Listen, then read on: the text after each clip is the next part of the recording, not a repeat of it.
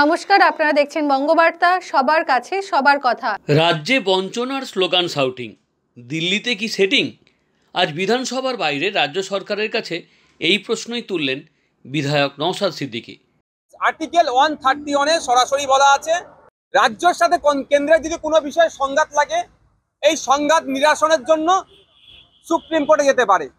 তো কেন্দ্রীয় বঞ্চনা বঞ্চনা করে চিৎকার করলেও দিল্লিতে গিয়ে বিভিন্ন দপ্তরের সামনে প্রতীকী ধর্নায় বসলেও দুর্ভাগ্যের বিষয়, যেখানে ধর্নায় বসছে তারই অদূরে সুপ্রিম কোর্ট, সেখানে গিয়ে মামলা করছে না কেন?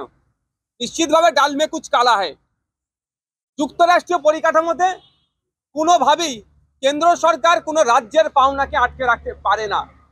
যদি অবৈধভাবে আটকে রাখে, সংবিধানের আর্টিকেল 131কে সামনে রেখে সেই বাধাটাকে কাটিয়ে উঠতে পারবে।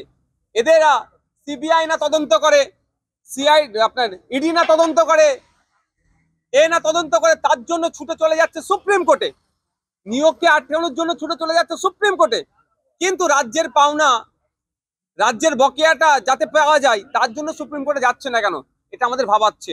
একটাই কারণ, যে ইউসি এরা ঠিকঠাক দিতে পারেনি, কোথায় কিভাবে টাকাগুলোকে খরচ করেছে, ফান্ডের মিসম্যানেজমেন্ট হয়েছে, এইগুলো ধরা খেয়ে যাবে, সেই জন্য তারা যাচ্ছে না, আইনের সহযোগিতা নিচ্ছে না। Bureau report, Bangabarta.